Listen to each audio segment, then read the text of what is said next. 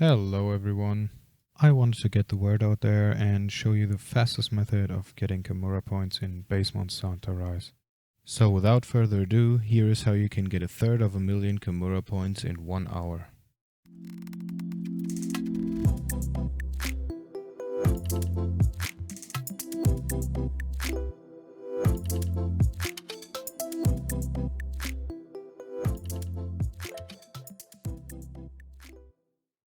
This is particularly a good time to farm Kamura points before the Sunbreak expansion launches on the 28th of April, because I think most of the people out there want to be doing quests and not farm for Kamura points or even Zenny.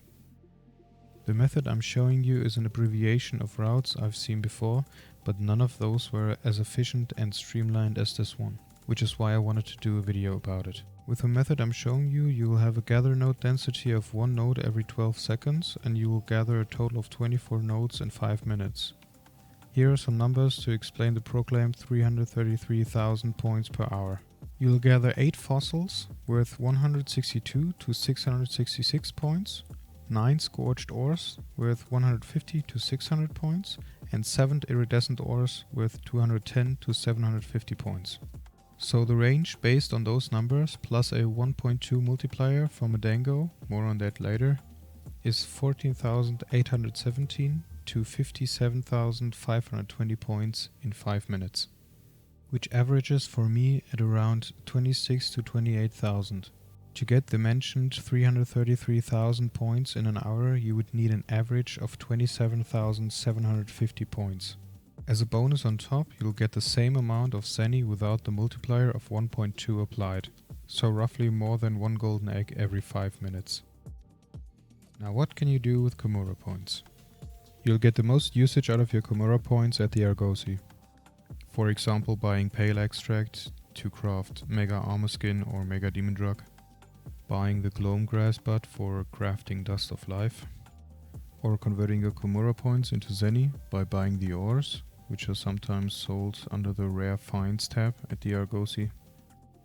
The best one being the Mine Gardenite for 1000 points, which sells for 20,000 Zenny, that is equivalent to 1 golden egg. You can also convert your Kamura points into dango tickets, which is done by buying raw meat at the Argosy, to then do motley mix at the canteen. The conversion rate here is 4 to 5 tickets per 10 raw meat. Now for the prerequisites to do this farming method the most efficient way. First, you need an upsurge of local items in the lava caverns. This is the most important one. Each gathering node in high rank has a common and a rare item. During an upsurge, you'll get triple points for each gathering node that counts as a local item, with the potential to get quadruple the amount of a gathered item if it's the common one. Rare items only ever get tripled. Second, you want to have the dango calculator available at your canteen, which gains you an extra 20% Kamura points at the end of the expedition. You can do it without it, but keep in mind this is all about efficiency, and to be most efficient you have to have the dango calculator. Third, you need to have your dango abilities to actually activate for this to work. I will later explain why.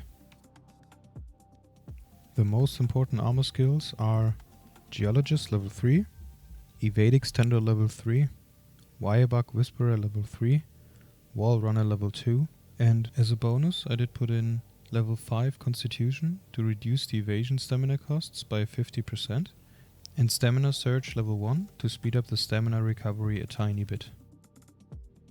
This is by no means a perfect set. Feel free to perfect it, but you really only need the first 4. Now with the prerequisites out of the way, I want to give you a bit of context to why this method is the way it is. The locale information, the melting pot, the Argosy and even the daily dangos are on a 5-minute timer each time you load into a quest. What this means is that as long as you don't complete or fail a quest, all those things won't update. This is why we're on a 5-minute timer, and also the reason why we're able to do this for as long as we want. Now back to the dango activation. Although the activation chance is probability based, the actual activation of the food abilities is predetermined, based on this 5-minute timer. This means, as long as you don't stay in that expedition for longer than 5 minutes, your dangos and their predetermined activation won't change. So if the dango calculator and other dango abilities won't activate the first time, they also won't activate the following times. You could use a dango ticket to counteract that, but this would mean you would have to use one every single time. And those tickets will not be refunded, even if you're under the 5-minute mark. But now for the run itself. First, I will guide you step by step through the route and give you a detailed explanation on what to look out for. In the second part, I will show you the full run without interruptions. Dogs are not needed because they're too clunky to work with for this route. First, travel to Subcamp 1. At Subcamp 1, immediately hold down on the movement stick and spam the roll button.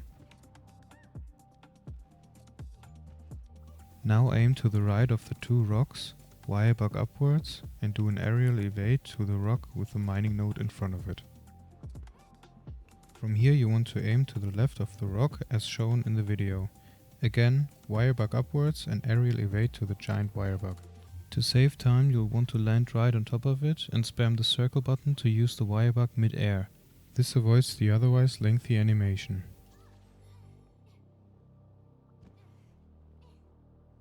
Here you have to go around that rock to the right, because there's an invisible wall extending upwards.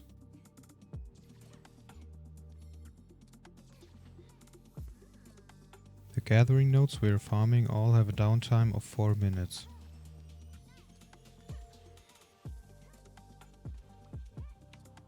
Here we take a quick detour to grab ourselves a third wirebug. Although this is a slight detour from other routes out there, that wirebug saves us a ton of time over the course of this run.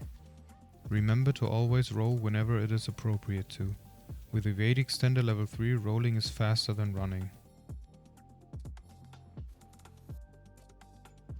Here you want to roll to the right to avoid an invisible wall left of the stone pillars.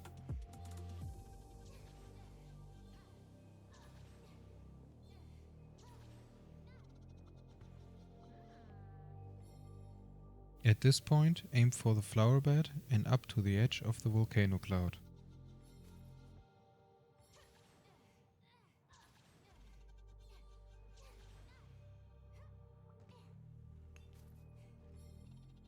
While falling, aerial evade through the stalactites.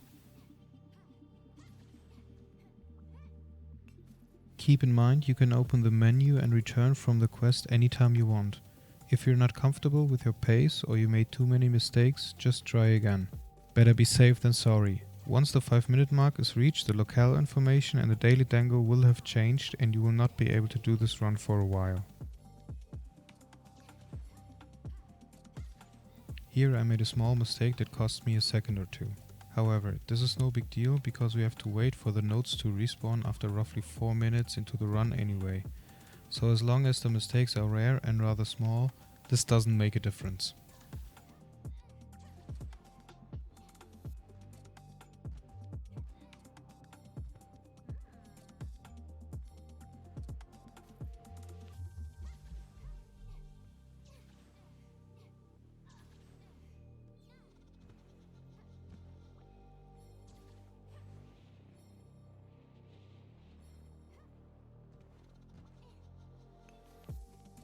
At this point, aim for the tip of that mountain.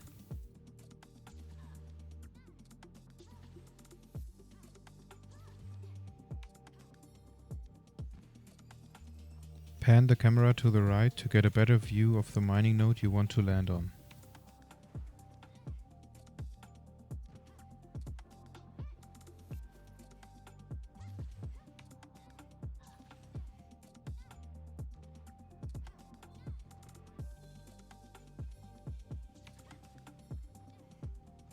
Make sure to roll here to begin to slide immediately.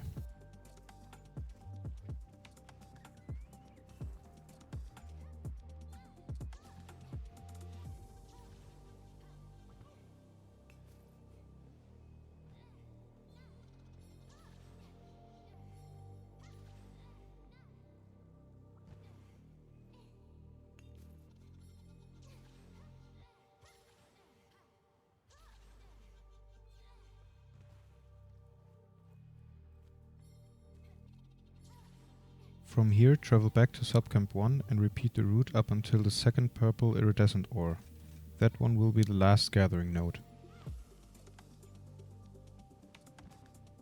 Here you can see the node didn't respawn yet, so even if you trip up a little bit, there's a buffer of a few seconds at this point. After the node respawned, you have roughly 50 seconds left till the 5-minute mark is reached. Even with this tight of a timer, you'll have enough time to get to the 4 nodes we want to farm twice. Here I'm missing the wire bug, which causes a bit of a time loss.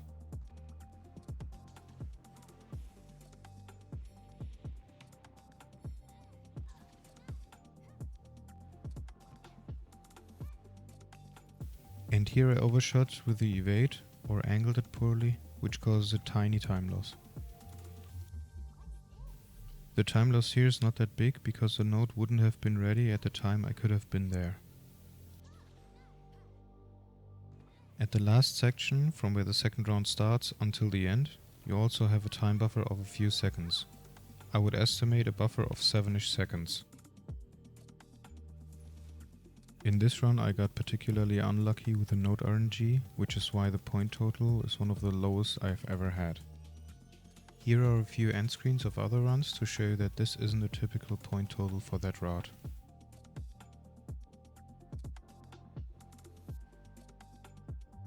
Now I will show you the run with no interruptions or commentary, but with a timer, so that you can see for yourself that this run doesn't have to be perfect to make it in time. Credit goes to Konzo for coming up with an early version of this route. Thank you for watching and happy farming.